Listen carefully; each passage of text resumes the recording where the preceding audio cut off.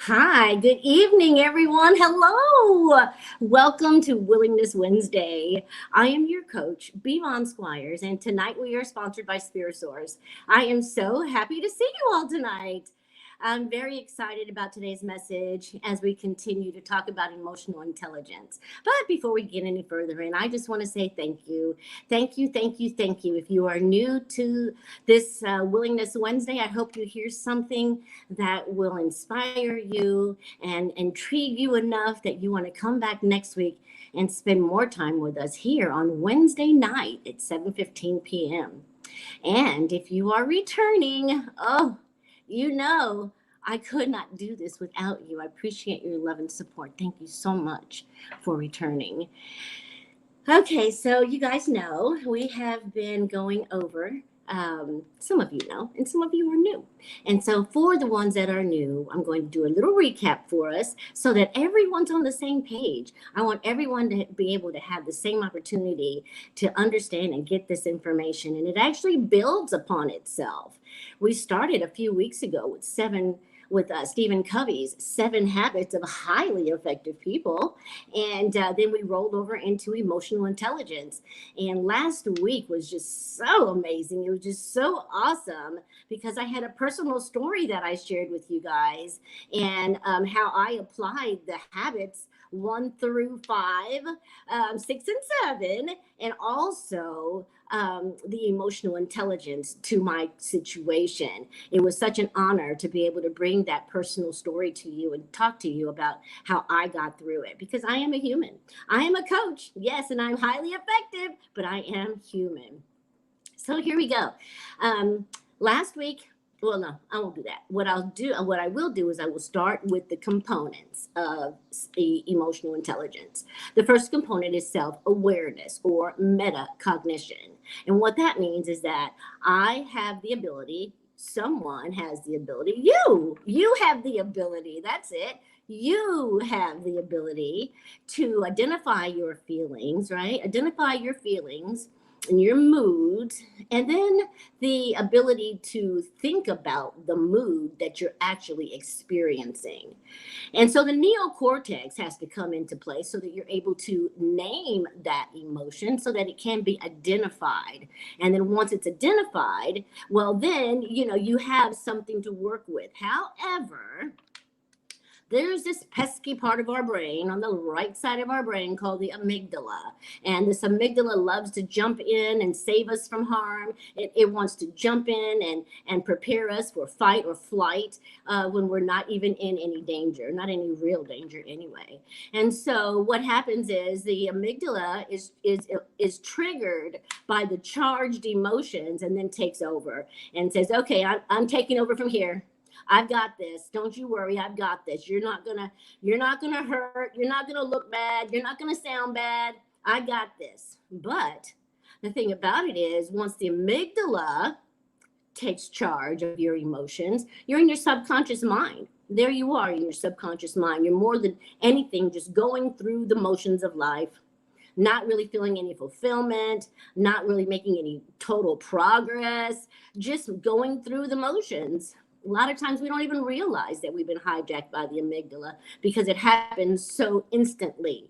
We are so triggered, and then impulsively we go into that defense mechanism of the amygdala. That's why it's so important to have someone that is aware of these things that you can talk to, that can help you see, hey, you know what? The last time I talked to you, you were saying this, that, and the other. And this time you're saying something different. I just want to make you aware of that. And because somebody might not be aware, we have to be each other's eyes and ears so that we can help each other maintain our emotions. Which brings me to the second component of emotional intelligence, and it's called managing your emotions. So you want to be able to manage your emotions without having to act them out. We know that we are lots of times affected by things that go on around us. Situations, circumstances, the moon, just all kinds of things actually affect us because we are multidimensional. We have the physical component, we have the emotional component, we have the spiritual component, right? And also the mental and physical component. We have all those components of who we are. And so we're apt to be triggered in one of those areas on any given day. And so understanding your emotions and understanding what creates those emotions, right? The emotions are actually created from your perception of an event, right? The event happens, everyone sees it from their own perspective. After that event happens, each one of the people who saw that event then identify with it through their own respective belief systems, right? And then based on the belief system that each of these people had that saw the event, there's going to be an emotion or a feeling tied to it, right? There's going to be a feeling tied to it. And so the feeling tied to the perspective of the event, right?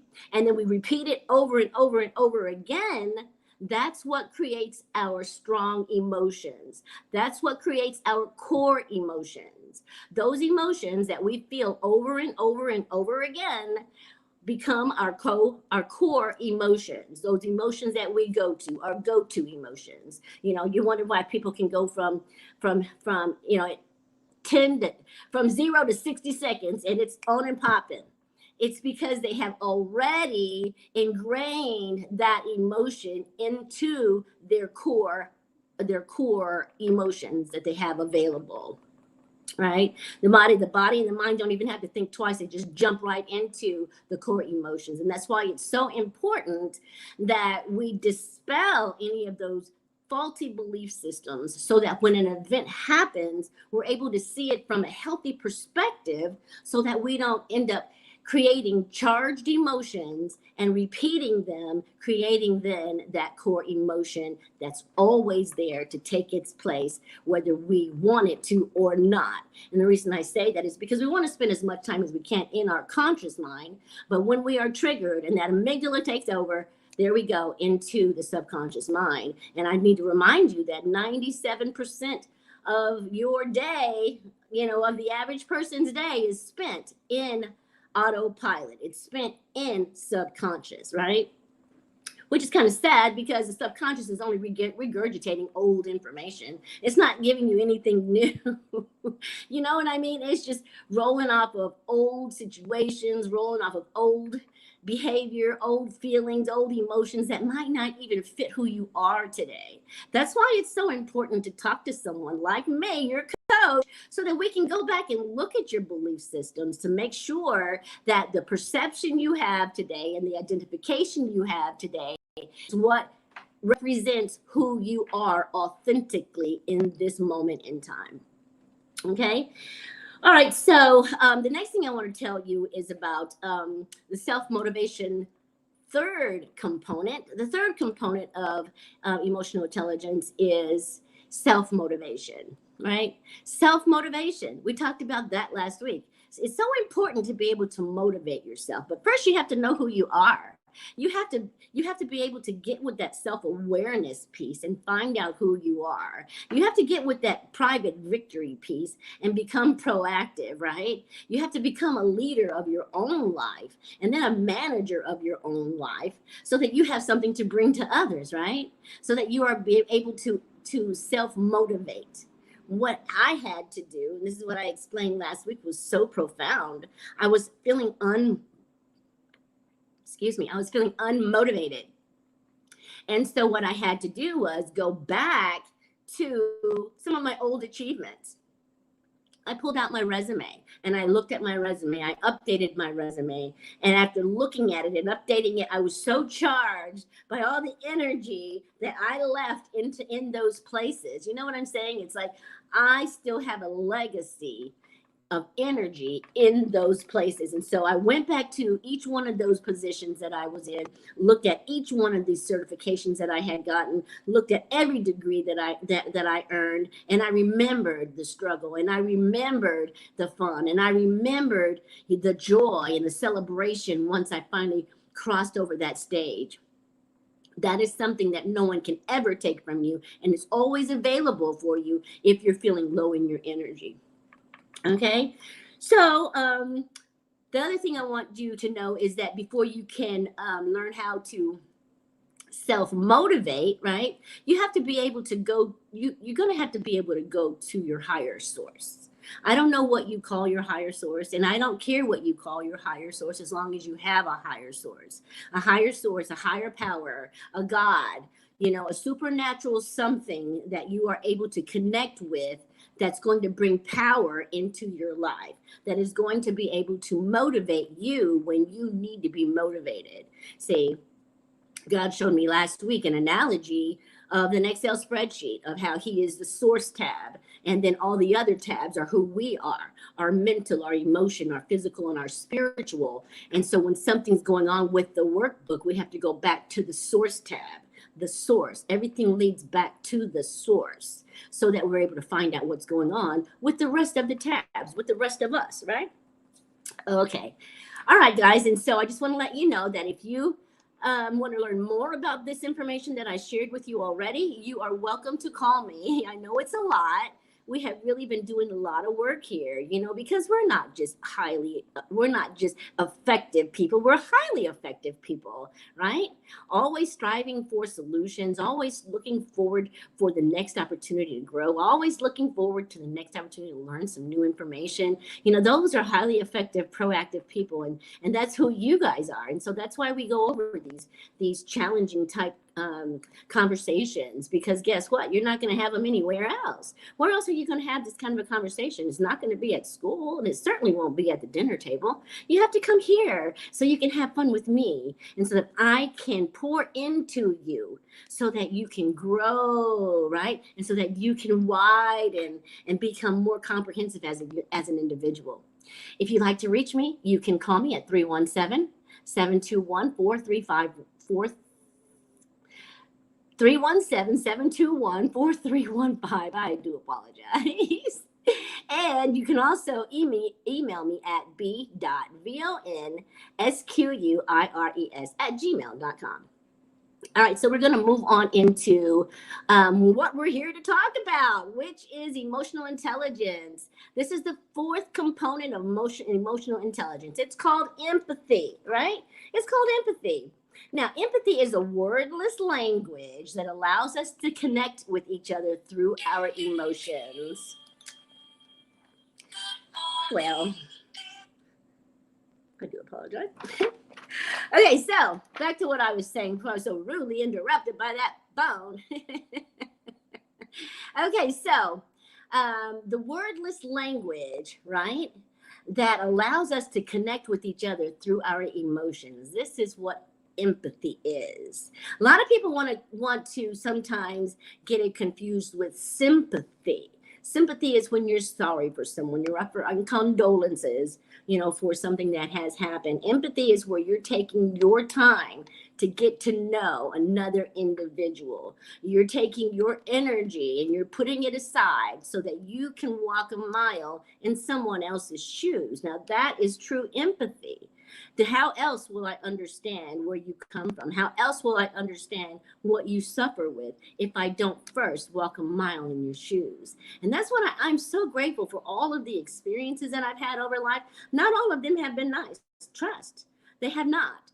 Some of them caused great damage, but I'm really happy and grateful that I was able to go through those experiences so that I can say I have walked a mile, baby, in your shoes. If you are insecure, I have walked a mile in your shoes. If you feel rejected, I have walked a mile in your shoes. If you have resentments that you can't seem to get rid of because the wound seems so deep, I have walked a mile in your shoes. And if you are the greatest overachiever that sometimes gets so tired of achieving sometimes, I have walked in your shoes. We are more alike than we're not. And that's the one thing I want you to understand is that behind this face, behind these beautiful eyes, right? Behind this brilliant smile, behind all of this is a person, the same feelings, the same exact desires, wanting to be understood, wanting to be heard, wanting to be seen. We all have these desires. We just don't look the same. See, we are all the same. We were all created equal in that way. We were all created equal in that way that we feel hurt, we feel happy, we feel sad, we feel joyous and exuberant.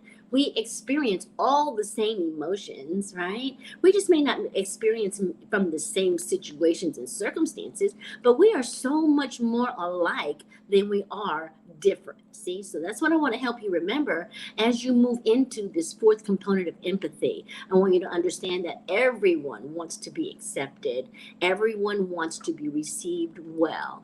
Not just you, not just me, right?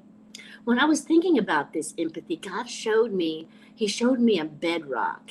And when I say bedrock, I mean like in a creek where you have all the little tiny stones, you know, and the water just kind of goes over them and through them and around them.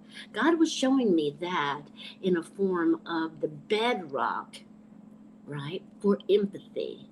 It is the bedrock that creates the lasting, bonding relationships.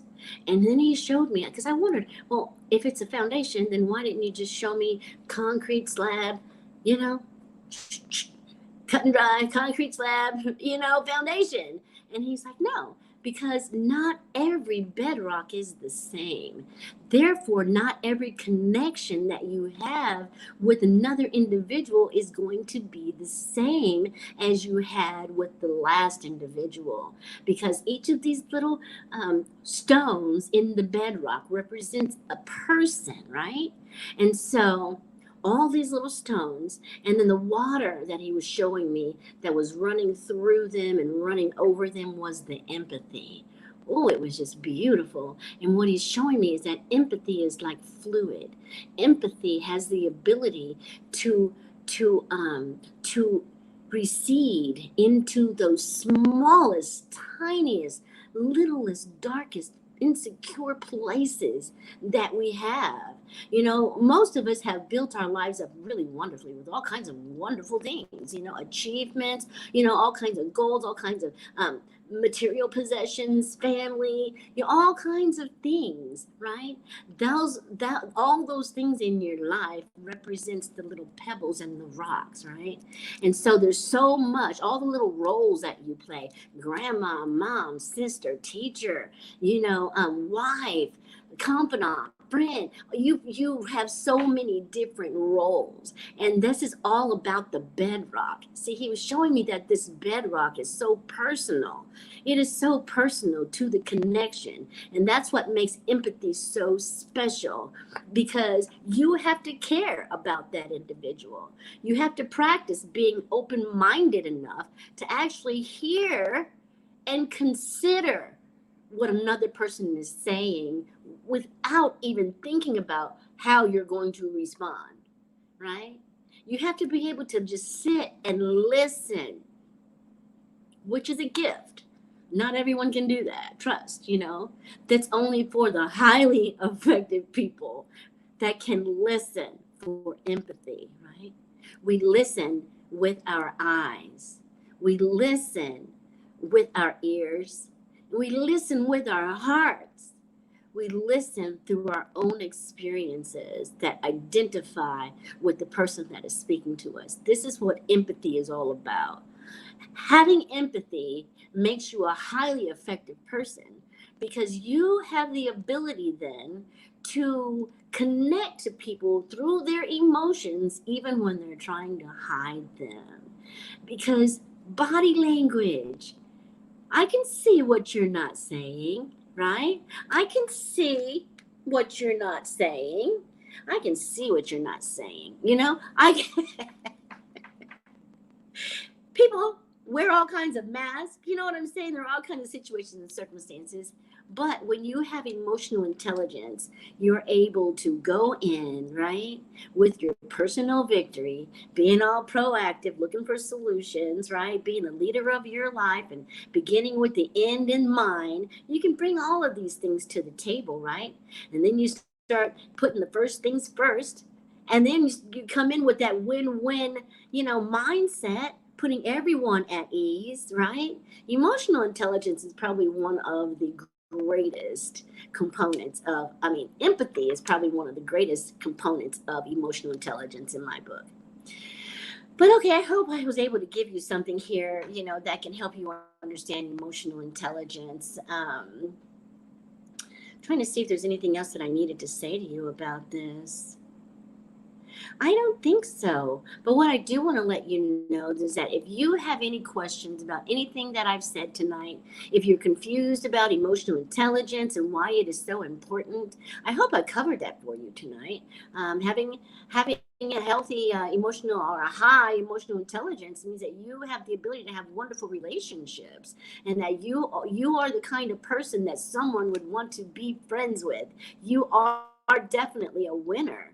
And there are only 3% of the population who can consider themselves as highly effective people. And I know you want to be one of them. So I want you to keep coming back. I want you to come back next week on Wednesday evening at 7:15 and spend another hour, not an hour, but 15, 20 minutes with me so I can give you some more information about emotional intelligence. And in the meantime, if you have any questions, anything you want to talk about, please call me. I would love to talk to you more about this and set up a time where we can take a look at where you want to go, so we can take a look on how we can broaden you out. See, a lot of times moving forward comes so intuitively. Moving forward, it's just the next grade up, it's just the next pay scale, it's just the next, you know what I'm saying? But broadening out sometimes doesn't come as intuitive.